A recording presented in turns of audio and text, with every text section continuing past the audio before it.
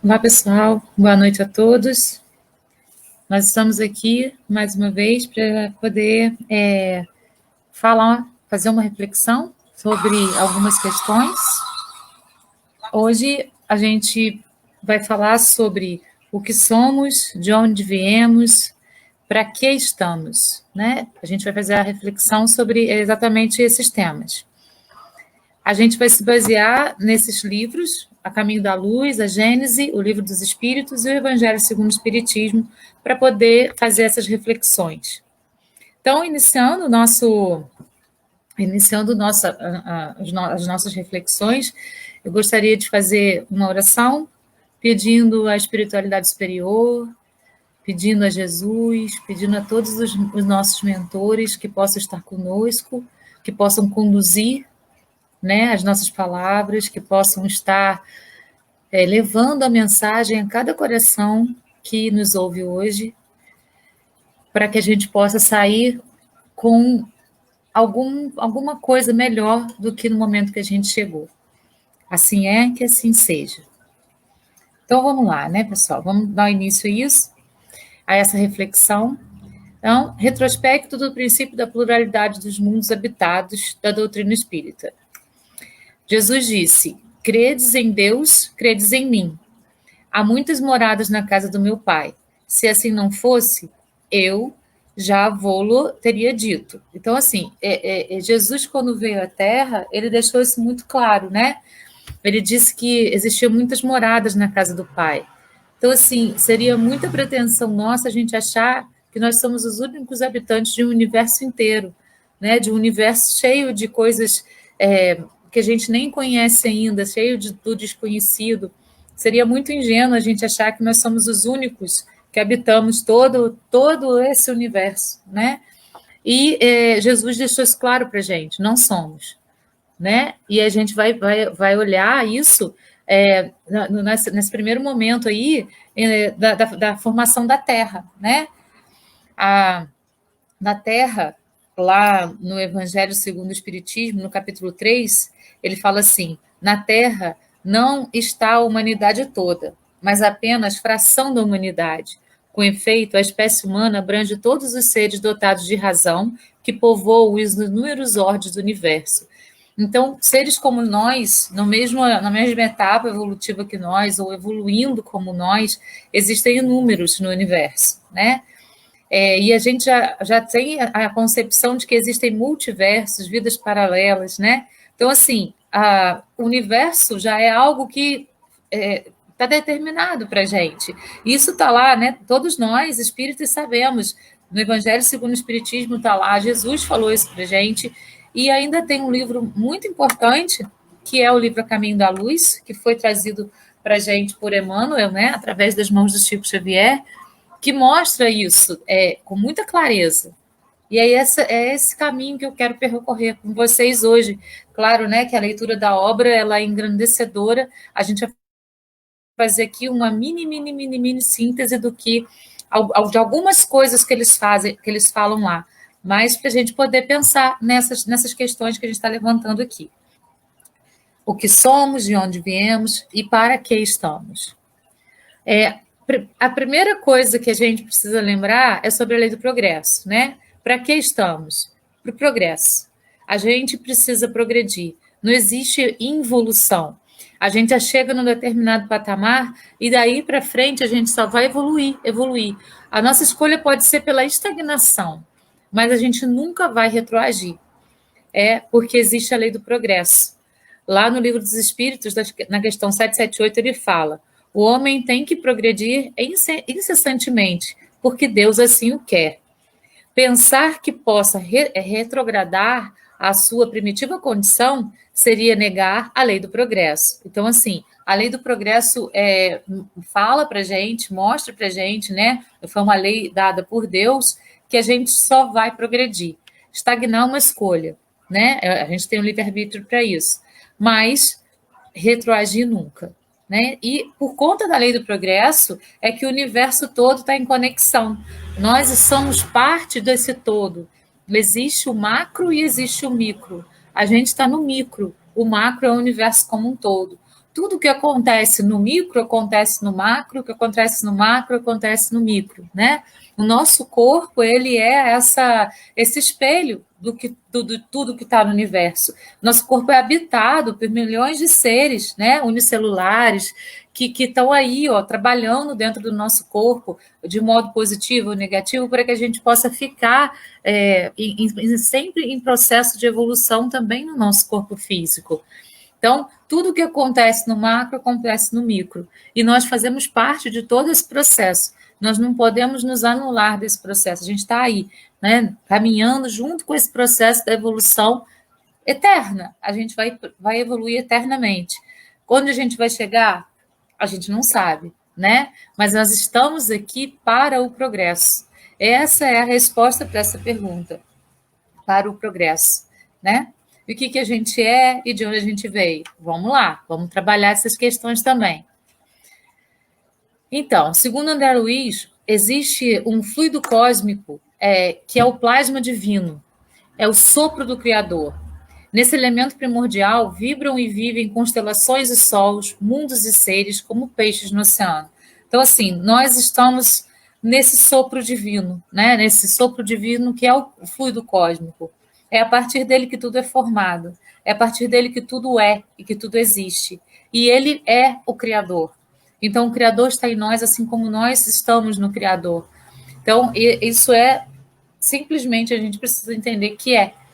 Né? Então, o universo inteiro foi criado através desse fluido cósmico, que é esse plasma divino.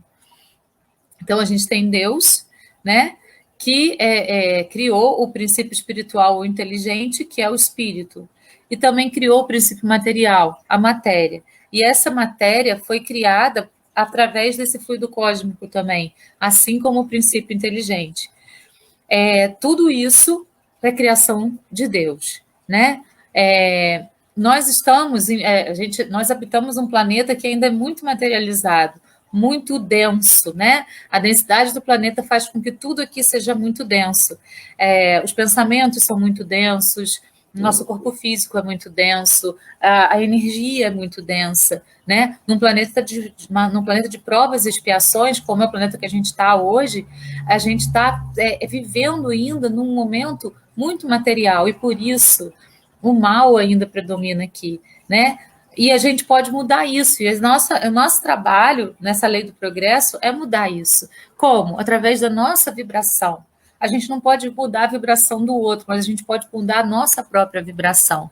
Quando a gente vibra no amor, quando a gente vibra positivamente, a gente está emanando essa energia de amor para tudo que está ao nosso redor, para todas as partículas que estão ao nosso redor, para todo o fluido cósmico que está ao nosso redor, e a gente vai emanando isso, vai emanando, e o universo vai receber isso também.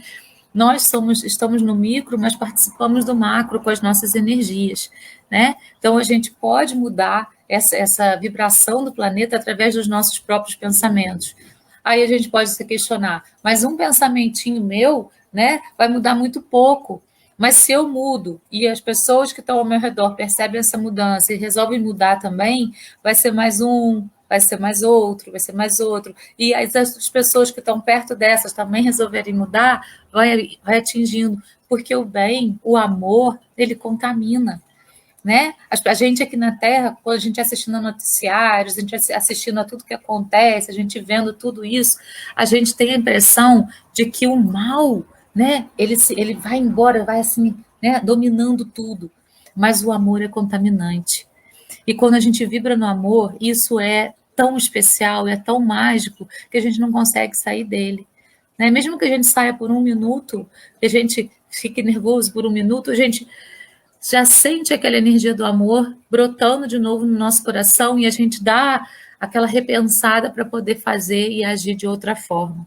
Então, assim, por mais que o nosso planeta ainda seja muito materializado, ainda esteja muito na matéria, a gente pode ir vibrando de modo diferente dentro daquilo que a gente sabe. Não precisa ser nada além, né? Dentro daquilo que a gente sabe, dentro das nossas buscas, sendo buscadores sempre, vibrar sempre de uma maneira mais positiva, vibrar sempre de uma maneira mais leve, lembrando, né, daquilo que a gente sempre fala. Tudo que é pesado é nossa mentira, tudo que é leve é a nossa verdade. Então a gente precisa seguir a leveza, né? A gente pode escolher seguir a leveza para que a gente se sinta mais leve, para que a gente se sinta mais fluido e a gente vai então fazendo com que a nossa matéria também seja mais fluida, mais leve, né? A gente às vezes olha para pessoas e a gente vê, nossa, aquela pessoa está tão pesada, nossa, que leveza tem aquela outra, né? A gente sente essa vibração, porque a gente está preparado para sentir. E isso não é uma coisa sobrenatural, isso é uma coisa inerente a nós, seres humanos. A gente sente as vibrações que estão aos nossos redores, uns mais, outros menos, mas nós sentimos, uns mais, outros menos. O fluido cósmico universal. Vamos ver aqui algumas explicações para isso. Lá no Livro dos Espíritos ele diz: tudo está em tudo. Porque se o fluido cósmico ele é o formador do universo, ele é o formador de todas as partículas universais, ele também é o formador de nós mesmos, ele é o formador daquilo que a gente é. Então tudo está em tudo. Lá na Gênesis, no capítulo 6, ele fala: há um fluido etéreo que enche o espaço e penetra os corpos. Esse fluido é o éter ou matéria cósmica primitiva, geradora de mundo e dos seres. Então, é esse fluido que cria tudo que é, né? É que cria tudo que está, é que cria tudo que Deus imaginou para esse universo que ele criou. É esse fluido. E Paulo de Tarso fez a seguinte reflexão, né? O fluido cósmico ou plasma divino é a força em que todos vivemos nos ângulos variados da natureza, motivo pelo qual Paulo de Tarso afirmou que em Deus, nos movemos e existimos. Em Deus, nos movemos e existimos. Porque isso tudo foi do cósmico, isso tudo foi criação de Deus, isso tudo foi um sopro divino, né? Esse sopro divino é metafórico ou não, a gente não tem ideia, né, da força desse Criador. Ele primeiro foi o verbo, ou seja, primeiro foi a ação, né? Então ele pensou, ele agiu e ele constituiu tudo que é. E está aí, né? Quando também Jesus veio à Terra, tem a explicação. Primeiro foi o verbo, depois foi toda a existência do Cristo na Terra. O verbo foi a ação de pensar no Cristo na Terra, do Cristo trazer essa mensagem para a gente, de que maneira ele ia trazer essa mensagem. Existem livros e livros explicando tudo isso, né? Eu estou lendo um livro agora que se chama Os Abduzidos, do Robson Pinheiro, e ele explica toda essa vinda do Cristo à Terra, como que foi todo esse processo cósmico para que Jesus pudesse encarnar na Terra, né? Mesmo sendo um espírito de uma luz tão resplandecente. Mas isso é assunto para uma próxima reflexão, né? Vamos pensar nesse fluido cósmico que é tudo, certo? E em cada planeta que ele se desenvolve, ele vai se desenvolver dentro das características daquele planeta. Então, ele constitui todo o universo. Mas em cada planeta que ele vai se desenvolvendo, ele vai ter a característica daquele planeta. E conforme aquele planeta vai evoluindo, ele vai se modificando também, porque é ele que modifica o planeta para essa evolução, né? E os corpos que estão naquele planeta, eles vão atuar de acordo com aquilo que o fluido cósmico daquele planeta propicia àquele corpo, seja esse corpo um vegetal, um mineral, um mineral ou um animal, né? Então, a gente vai captar do planeta que a gente está encarnando ou reencarnando esse fluido cósmico para poder fazer com que o nosso corpo, né, seja aquilo que ele tem que ser para poder sobreviver nesse planeta que a gente está. Isso é muito importante. Então, essas são algumas explicações sobre o fluido cósmico universal. Como a vida orgânica se fez na Terra?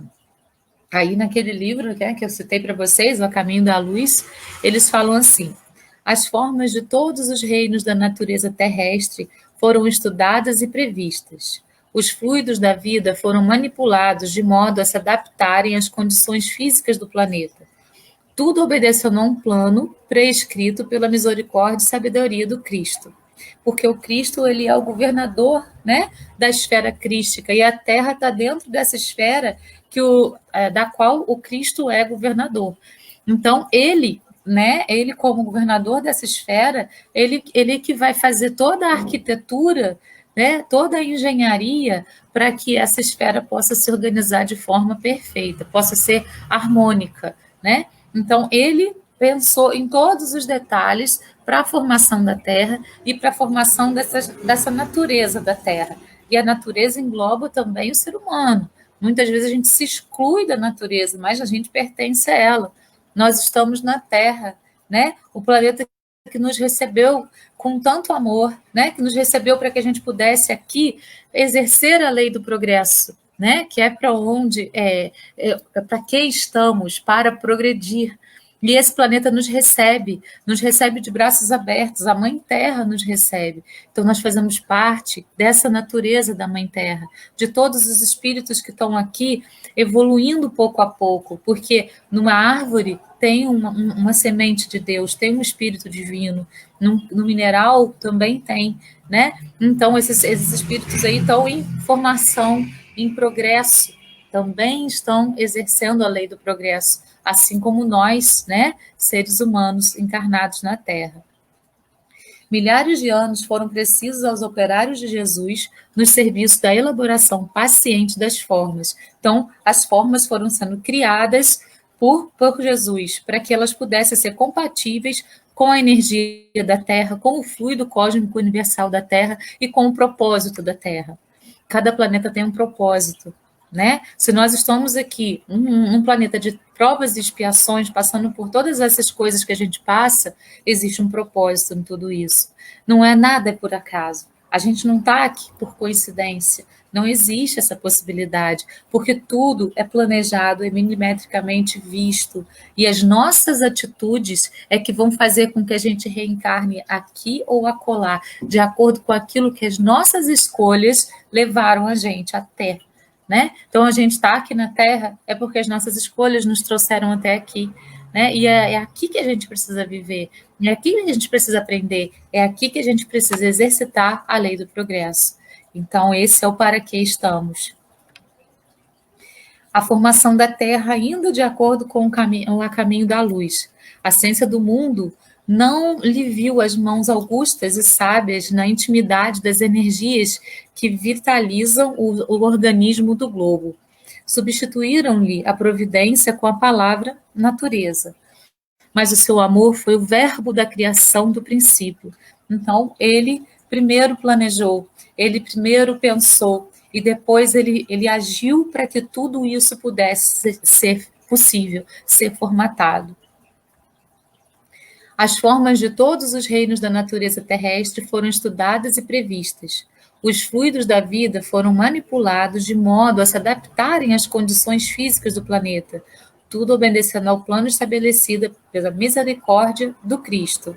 Então, é exatamente o que a gente acabou de falar. Tudo foi milimetricamente planejado para que a Terra fosse o que ela era desde o início e vem sendo até agora, né?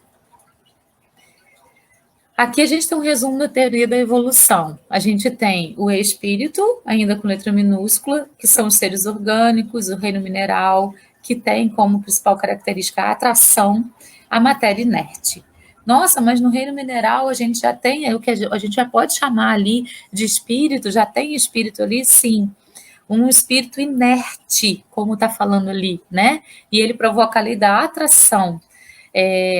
Existe um espírito como se estivesse cristalizado, se preparando para poder iniciar a sua trajetória no reino. Depois vem o reino vegetal, que vem... Aí a gente tem a sensibilidade, a matéria inerte e vitalidade. Então, agora, no reino vegetal, a gente já vê uma flor desabrochar, uma fruta nascendo numa árvore, né? As raízes irem se aprofundando na terra e o caule crescendo.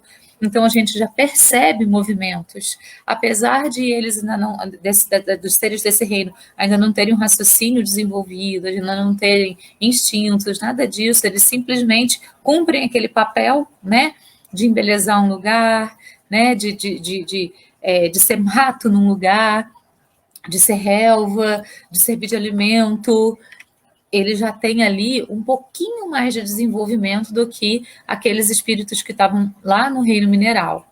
Aí o próximo reino é o animal, né, em que imperam os instintos, o instinto de sobrevivência, né? Mas a gente já percebe no reino animal alguma coisa de afeição, né? Porque existem alguns animais, por exemplo, que eles ficam juntos para a vida inteira. Alguns pássaros, né? Os pinguins mesmo, eles têm sempre o mesmo parceiro a vida inteira. As maritacas. Então, alguns animais, eles já têm essa coisa da parceria, do estar junto. E através dos instintos, eles cuidam dos filhos até eles desmamarem, ou até eles não precisarem mais daquele alimento, como o passarinho. Né? Então, a gente já tem aí no reino animal algo além. A gente tem vitalidade, a gente tem inteligência, a inteligência instintiva, né? E individualidade. Então, a gente já tem no reino animal já um passinho a mais para a lei do progresso, para a lei da evolução. E aí vem, aqui na Terra, né, o reino nominal é o reino que é o mais evoluído na Terra. Né? Vamos pontuar bem isso. Nos planetas, no patamar da Terra, o reino nominal é onde a razão já começa a aparecer.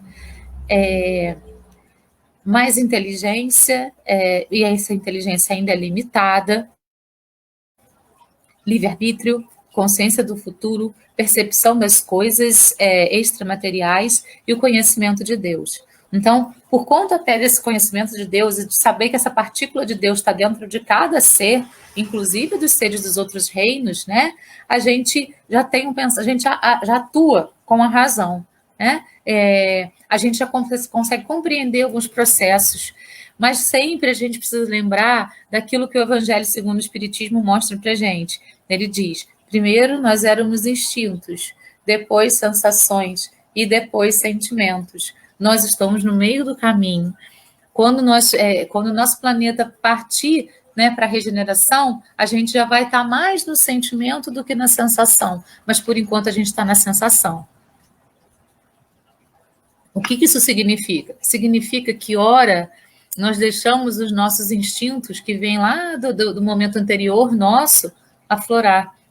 E aí a gente fica com raiva, aí a gente briga, aí a gente deixa a inveja aparecer, o orgulho, né? A ira. Esses sentimentos aí vão aparecendo com muita força quando a gente ainda está lá nos instintos. Mas quando a gente está na razão ou na sensação, experienciando os sentimentos, que é o próximo degrauzinho da nossa etapa, né, de evolução, a gente para raciocinar e percebe que esses instintos a gente tem que deixar de lado, que é muito melhor agir do que reagir. A reação sempre vem do instinto. A ação, ela vem da razão. Então, quando a gente está realmente dentro do reino nominal, a gente vai trabalhar com a razão. A gente vai trabalhar com a razão. Ah, mas e os sentimentos, eles não são tão importantes? A gente ainda não os conhece. A gente está experimentando esses sentimentos. Então, trabalhar a razão com esse sentimento de verdade, a gente ainda não sabe fazer. Mas a gente consegue experimentar alguns sentimentos. E às vezes a gente ainda confunde muito, né? O que é sentimento com o que é instinto. Por isso a gente precisa estar sempre muito consciente. E a grande palavra para a nossa evolução é a consciência, né? Então, a gente pode, em cada situação da nossa vida, pensar em fazer aqueles passinhos que a gente sempre fala. Aconteceu alguma coisa, observa, compreende, né? E aí toma consciência para poder agir. Ao invés de simplesmente aconteceu, reage. Aí a gente vai estar voltando lá para os instintos. Nossa, mas é muito difícil numa situação difícil da nossa vida a gente ter paciência para pensar nisso tudo. Jesus falou: o mundo é dos mansos, né? Dos mansos, dos pacientes, dos que conseguem raciocinar. Então, nós precisamos começar a pensar nas palavras do Cristo. Ele trouxe essas palavras há 2000 anos. E nós agora estamos começando a compreender alguma coisa dessas palavras. O mundo não é da ira, não é da vingança, não é da raiva. O mundo é dos mansos. É daquele que consegue agir com a razão. É daquele que consegue observar, compreender tomar consciência e agir. São coisinhas que a gente pode fazer no nosso dia a dia, exercícios diários que a gente pode fazer para a gente estar realmente no reino nominal. Porque muitas pessoas estão na forma humana, mas ainda estão agindo com os instintos. E aí é que está a grande diferença de um homem para outro homem. Estou falando de homem no sentido humanidade, certo? E isso aqui também eu achei muito interessante. Ele diz que o corpo humano é uma colônia viva com exemplo de fraternidade e traz as lembranças dos reinos pelos quais passou. Olha que interessante. A estrutura óssea, ela vem dos sais minerais vitalizados. As células do mundo vegetal quintessenciado, né? Da quinta dimensão aí. E os órgãos do mundo animal aperfeiçoando-se de espécie em espécie. Então, lá, quando a gente entra no mundo animal, os órgãos vão se aperfeiçoando a cada espécie que a gente experienciou aí no nosso processo de existência. Eu achei muito interessante essa visão. O homem surgiu em muitos pontos do globo. A gente tem, né, na Bíblia, a gente vai até falar sobre isso daqui a pouco, a questão do Adão e Eva, né? Então parece assim que, segundo a Bíblia, o homem surgiu só de um ponto do globo e dali tudo o resto surgiu, né?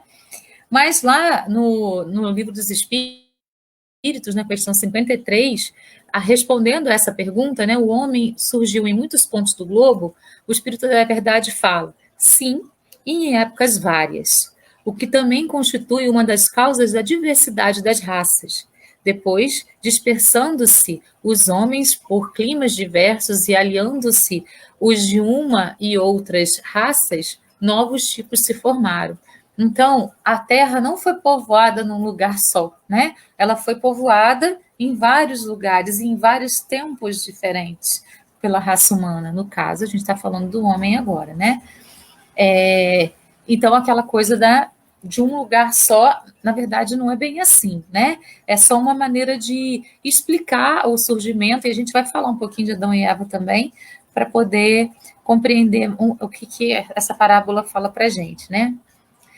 Aí lá na Gênese, Kardec fala, achou-se a terra, sim, povoada de espíritos de diversas categorias, mais ou menos adeptos ou rebeldes ao progresso, recebendo os corpos a impressão do caráter do espírito e propiciando-se esses corpos na conformidade dos respectivos tipos. Resultaram daí diferentes raças, que quanto ao físico, quer quanto à moral. Então as raças elas eram diferentes fisicamente e moralmente.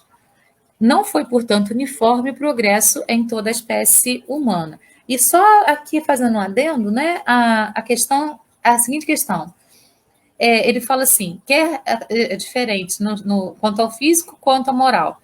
Todos nós, quando somos criados lá no mineral, como espíritos ainda cristalizados, para todos os espíritos é dada a mesma oportunidade. O que vai fazer a diferença de um para o outro, porque existem diferenças, vão ser as nossas escolhas.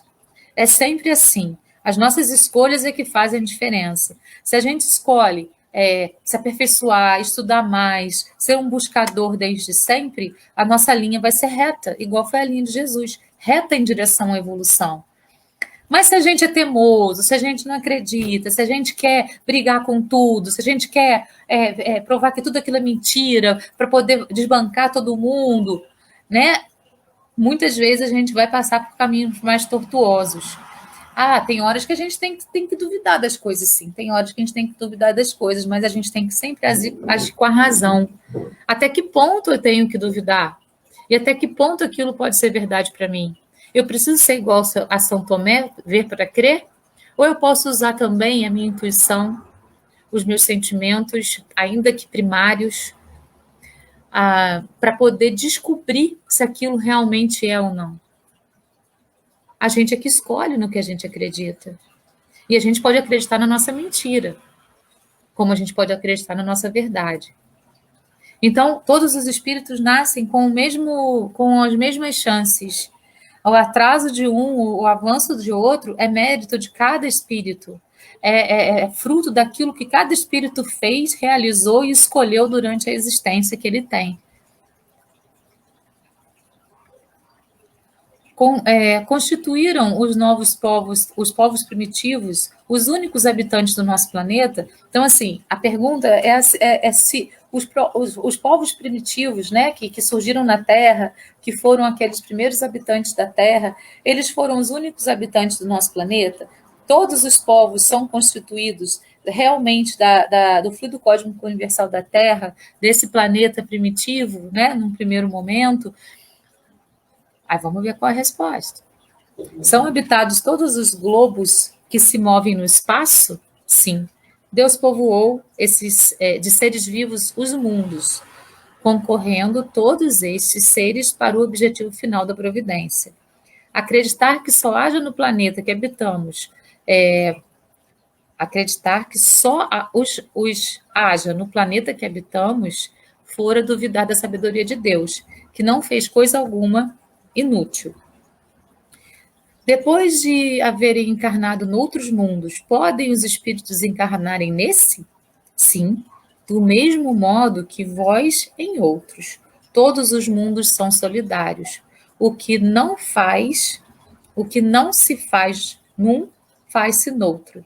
Deus auxilia o homem através do homem. Então, a resposta a essa indagação são outras indagações, né? Os povos primitivos são os únicos habitantes do planeta? A partir da questão 176 do Livro dos Espíritos, a gente entende que não, né? Os mundos, as pessoas os seres vão tramitando de um mundo para o outro, dependendo do grau de evolução que atingiu e dependendo da missão que ele assumiu naquela existência que ele está vivendo ali, né? Existem muitos seres aqui na Terra em missão, muitos seres. Será que eles são desse planeta? Constituíram os povos primitivos os únicos habitantes do nosso planeta? Lá na questão 178 do Livro dos Espíritos. Sim, quando em missão, com o objetivo de auxiliarem o progresso, caso em que aceitam alegres as tribulações de tal existência, por proporcionar meio de se adiantarem. Pode dar-se também por expiação? Pode Deus degradar para mundos inferiores espíritos rebeldes? Os espíritos podem conservar-se estacionários, mas não retrogradam. Em caso de estacionamento, a punição, e assim, eu acho que nem é muito bem a palavra punição, daqui a pouquinho eu vou falar por quê, deles consiste em não avançarem, em recomeçarem no meio conveniente à sua natureza, as existências mal empregadas. Eu vejo isso como bondade divina. Eu vejo isso como uma outra oportunidade da bondade divina e não a punição. Se um espírito é muito rebelde dentro da evolução do planeta em que ele está, ele é enviado para um planeta menos evoluído do que aquele, para ele poder perceber as bênçãos que ele tem lá. Isso não é bom? Será que isso é uma punição? São uma oportunidade de ele ver com os próprios olhos. Já que ele precisa ver com os próprios olhos, é essa oportunidade que é dada. Ele ir para um planeta mais inferior para poder... Nossa, eu tinha tudo, e agora? É exatamente isso, mas aí não pode ter rebeldia, não pode ter... a palavra não está vindo na minha cabeça.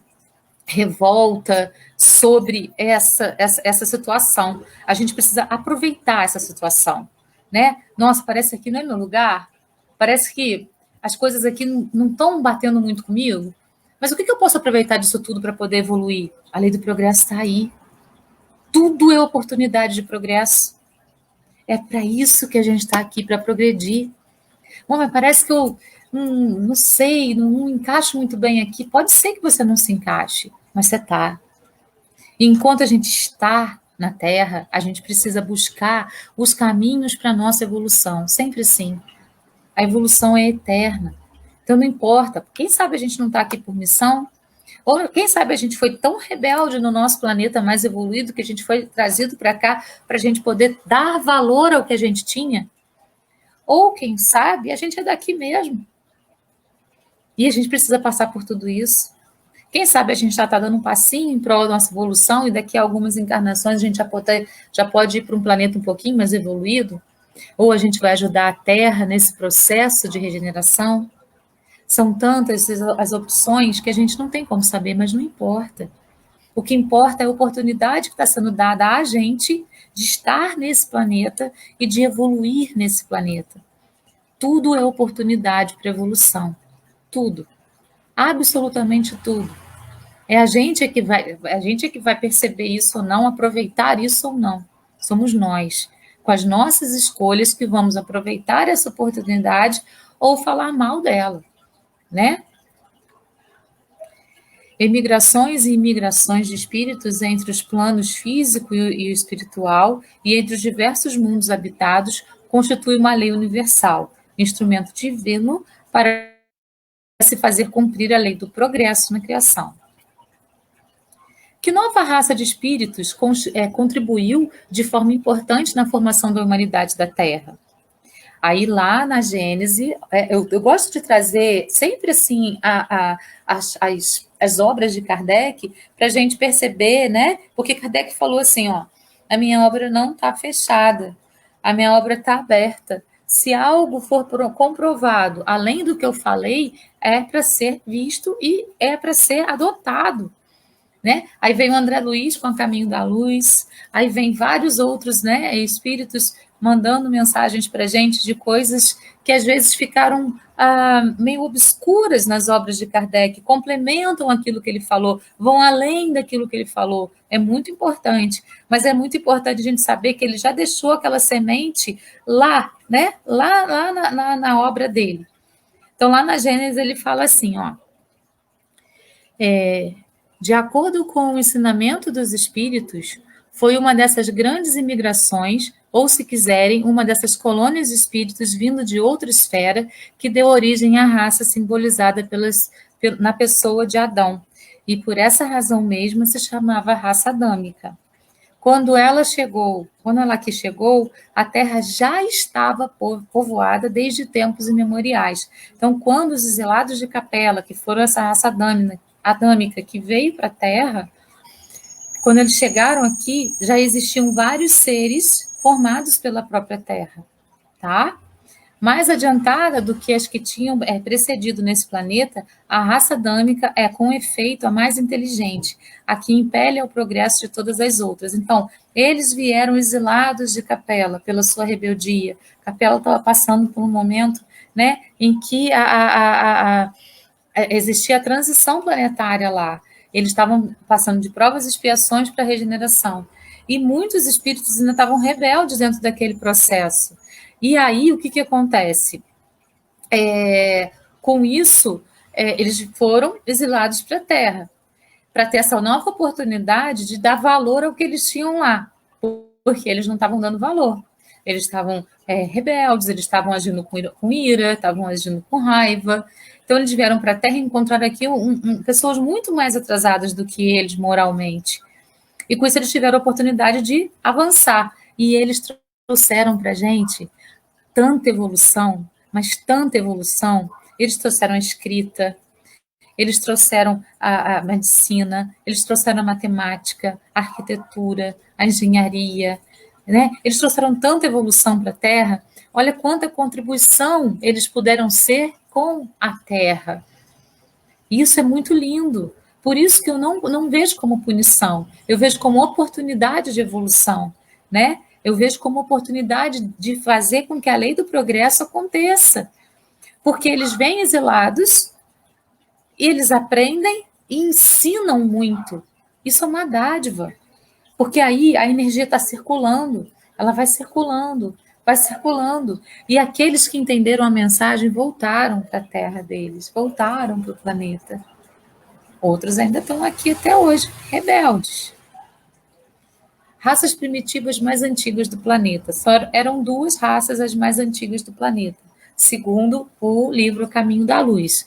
A raça amarela e a negra. Aí lá no Caminho da Luz ele fala assim: aos prepostos de Jesus foi necessária grande soma de tempo, no sentido de fixar o tipo humano.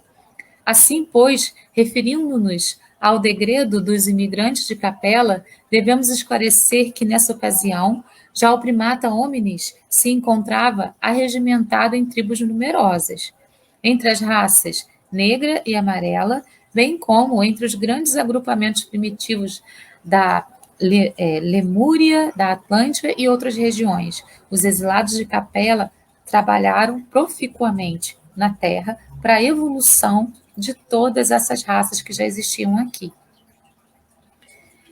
A raça amarela é a raça chinesa milenar, né?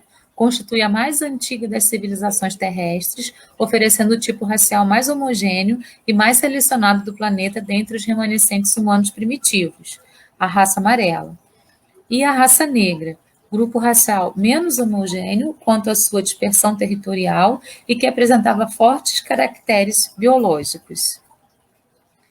Aí a gente vai falar dos exilados de Capela, né? Esse grupo aí de espíritos, de seres, né? Que vieram aqui para povoar a Terra lá no início da formação da Terra. A raça imigrante, a raça adâmica.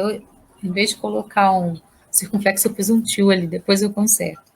Há muitos milênios, um dos orbes de Capela, constelação de Cachoeiro, que guarda muitas afinidades com o globo terrestre, atingira a culminância de um de seus extraordinários ciclos evolutivos.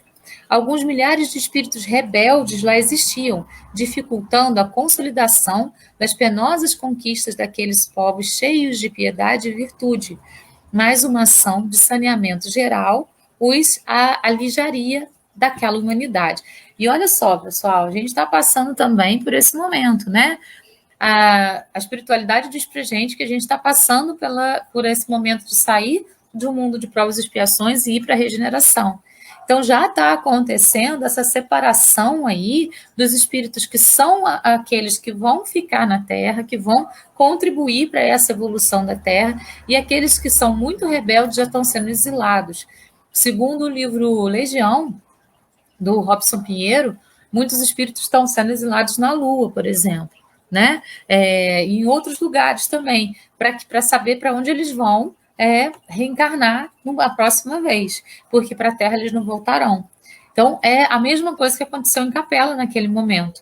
Os espíritos mais rebeldes, eles foram sendo separados e foram vindo, então, para a Terra, mas com uma evolução muito grande, porque eles já tinham uma evolução muito maior do que aquelas pessoas, do que nós aqui na Terra, né? As grandes comunidades espirituais, diretoras do cosmos, liberaram então localizar aquelas entidades que se tornaram pertinazes no crime, aqui na longínqua Terra, onde aprenderiam a realizar na dor e nos trabalhos penosos o seu ambiente, as grandes conquistas do coração e impulsionando simultaneamente o progresso dos seus irmãos inferiores, no caso, as pessoas que já estavam na Terra. Foi assim que Jesus recebeu a luz do seu reino de amor e de justiça aquela turma de seres sofredores e infelizes. Reencarnariam no seio das raças ignorantes e primitivas, a lembrarem o paraíso perdido nos firmamentos distantes.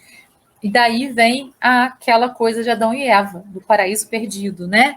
Eles estavam num planeta mais evoluído, num planeta onde tudo era mais brilhante, né? Onde as pessoas eram mais cordiais, onde tudo tinha uma beleza diferenciada, porque quanto mais o planeta vai evoluindo, mais belo ele vai ficando, né? A gente tem aí notícias de pessoas que, por exemplo, passaram por uma situação de quase morte e foram até a colônia já tem um colorido diferente da Terra, por conta da leveza que tem lá. Imagina os planetas mais leves que a Terra ainda. Imagina a beleza que não deve ser, né? As cores diferenciadas, os brilhos diferenciados, né? E eles saem desse planeta que já estava nesse patamar, um patamar mais etéreo, né?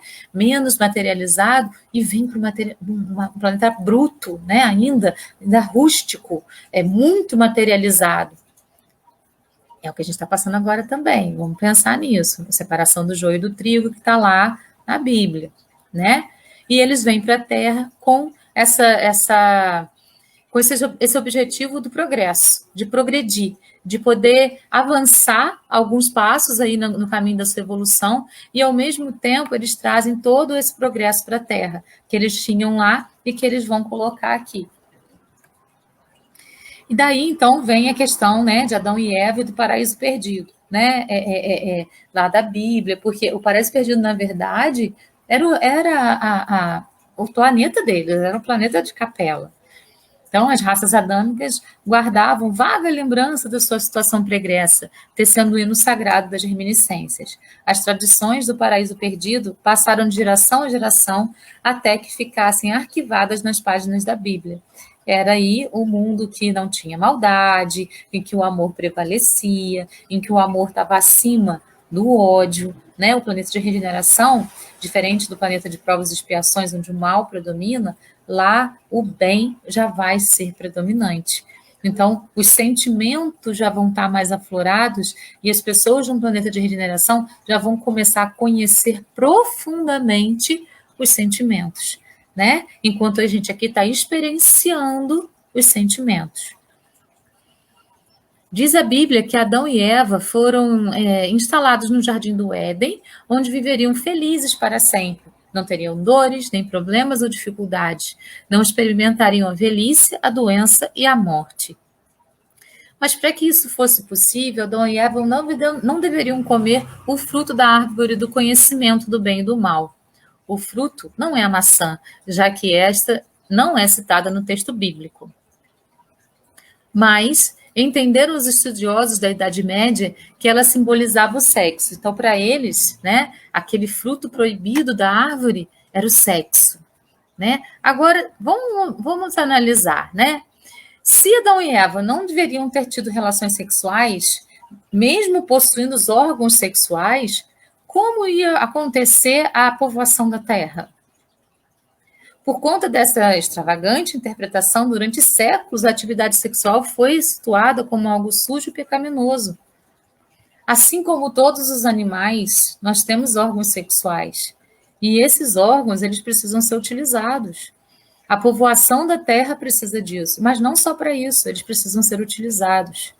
Né? Então, existe pecado em cumprir com aquilo que o instinto pede?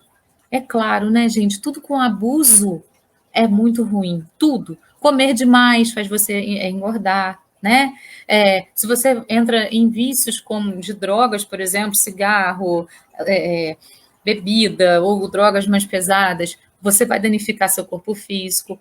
Assim também o abuso sexual, que é a luxúria, né? Vai fazer com que você vá castigando o seu corpo físico. Por isso, a lei do amor, ela é maior do que tudo na vida. Tudo, absolutamente tudo, tem de ser pensado dentro da lei do amor. Eu vou comer, então, peraí, eu vou comer isso daqui, porque é isso aqui que meu corpo está pedindo. Isso aqui eu amar, eu não preciso comer. Eu vou respeitar a natureza do meu corpo e vou me amar. Eu quero beber uma tacinha de vinho, mas a segunda já vai ser demais para mim, então eu vou ficar na primeira. Eu estou respeitando o meu corpo.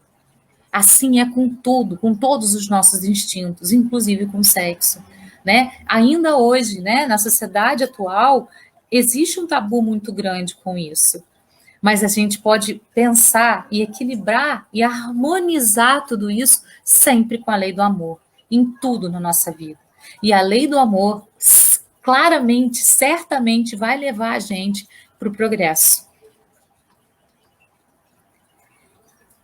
Então, se Adão e Eva não tivessem, né, utilizado lá seus órgãos sexuais, como a gente poderia ter a terra habitada segundo aquilo que a Bíblia fala para a gente?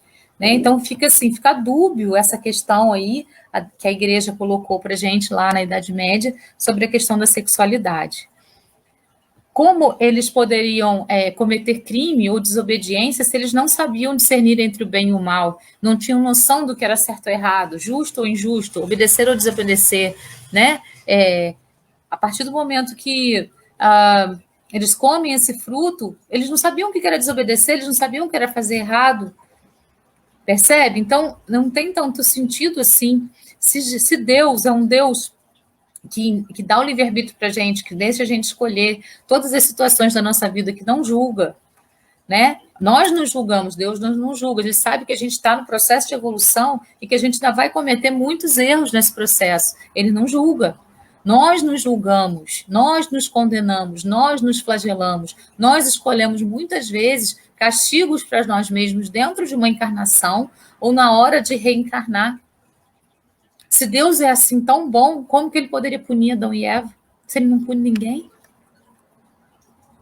Né? Essa é a pergunta. Então, a gente sabe que Deus não é esse Deus. Nos ensinamentos de Deus, nos ensinamentos de Jesus, nos ensinamentos que Jesus deixou para a gente, a lei do amor predomina. E tudo deve ser dosado pela lei do amor. Tudo. Então, o paraíso, na verdade, né, para os exilados de Capela, era aquele paraíso que eles perderam e que ficava lá no fundinho da lembrança deles, né? E que eles imaginavam como poderia ser, e tudo isso trouxe todas essas histórias sobre Adão e Eva e sobre esse paraíso perdido, né? Esses espíritos deram origem à raça simbolizada na pessoa de Adão, e por essa razão mesmo chamada raça adâmica. Muito adiante do homem terrestre em inteligência e cultura. Eles promoveram um notável surto de progresso em nosso planeta. Quais as principais contribuições que a raça adâmica incorporou no nosso planeta? Aí a gente tem aqui um trechinho do Caminho da Luz de novo. Aqueles seres decaídos e degradados, à maneira de suas vidas passadas no mundo distante da Capela, com o transcurso dos anos, reuniram-se em 4 grandes grupos, obedecendo às afinidades sentimentais e linguísticas que os associavam na constelação do Cachoeiro. Unidos novamente na esteira do tempo, formaram desse modo o grupo dos Árias, a civilização do Egito, o povo de Israel, os hebreus, e as castas da Índia, os hindus. As 4 grandes massas de espíritos que migraram para o nosso planeta formaram os pródromos da nossa organização das civilizações futuras, introduzindo os mais largos benefícios no seio das raças amarela e negra já existentes na Terra. Isso está lá no capítulo 3 do livro A Caminho da Luz.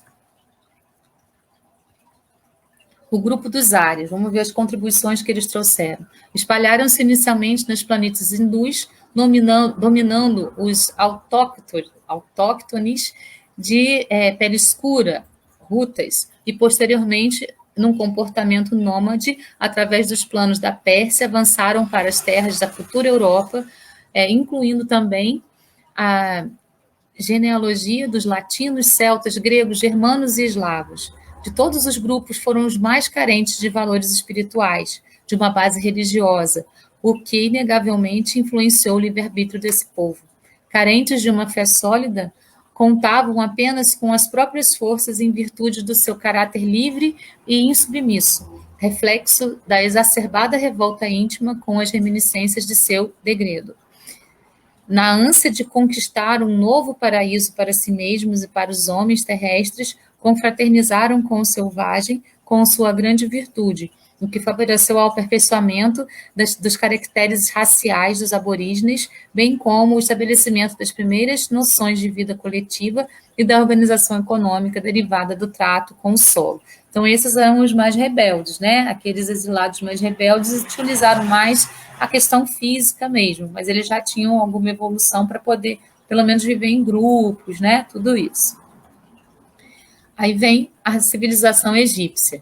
Eram os que menos débitos possuíam perante o Tribunal da Justiça Divina e foram os que mais se destacaram na prática do bem e no culto da verdade. Detinham um conhecimento científico muito superior a todos os demais povos, o que alavancou as atividades agrícolas e navais, o comércio, as artes, o direito, a escrita, a astronomia, a medicina e a matemática. Seus grandes mestres sabiam da existência do Deus único e absoluto e conheciam o roteiro que a humanidade terrestre teria que realizar. Para eles, o destino, a comunicabilidade dos espíritos, a pluralidade das existências e os mundos eram problemas solucionados e conhecidos. A introdução do politeísmo simbólico procedeu desses círculos esotéricos como forma de educar e disciplinar as almas jovens em respeito às ações dos espíritos prepostos de Jesus. orientados pelas forças do alto, constroem as grandes pirâmides e guardam extraordinário conhecimento relativo à verdade e à ciência, bem como os roteiros futuros da humanidade terrestre. Então, esses eram os menos rebeldes, eles já vieram aqui com uma missão, né, maior de poder trazer todo esse conhecimento para a Terra. Aí, depois que eles voltaram, né, muitas coisas foram deturpadas dentro dessa civilização egípcia. Depois, o povo de Israel, a raça hebraica, constituíram o grupo de mais forte vínculo racial, espíritos altivos, extremamente solidários entre os seus membros, que mantiveram inalterados os seus caracteres através de todas as mutações. Formada por espíritos idealistas e operosos, dotados de grande desenvolvimento intelectual, mas de insaciável desejo de posse e poder. Monoteístas, convictos e declarados, razão pela qual apresentavam uma vaidade exacerbada, um orgulho impenitente e um fanático exclusivismo responsáveis pela oposição sistemática à fraternidade ampla. Foi o berço de Moisés, o grande legislador hebreu, que recebeu dos emissários do Cristo as leis morais básicas, o Decálogo, e legou à posteridade as suas tradições do Pentateuco, iniciando a construção da mais elevada ciência religiosa de todos os tempos para as coletividades por vindouras. Então, essa aí é a raça hebraica e as suas contribuições para os terráqueos. A organização hindu foi a mais antiga das organizações, constituída pelo grupo dos espíritos capelinos e, portanto, os primeiros a formarem os pródromos de uma sociedade organizada. Agruparam-se predominantemente nas margens do rio Ganges. Foi na Índia que se reuniram os arianos puros, e deles descenderam todos os povos de raça branca. Representou a matriz de todas as filosofias e religiões do mundo terrestre, inclusive do materialismo, que lá nasceu na escola de Charvakas. Introduziram o sânscrito, língua e a escrita sagrada, uma reminiscência da existência pregressa desse povo em outros planos, e do qual precedem todas as línguas das raças brancas. Por atavismo psíquico, o povo hindu, embora seu desenvolvimento nas ciências do espírito, deixou cristalizar na vaidade e no orgulho religioso, causa, aliás, que motivou o exílio na terra.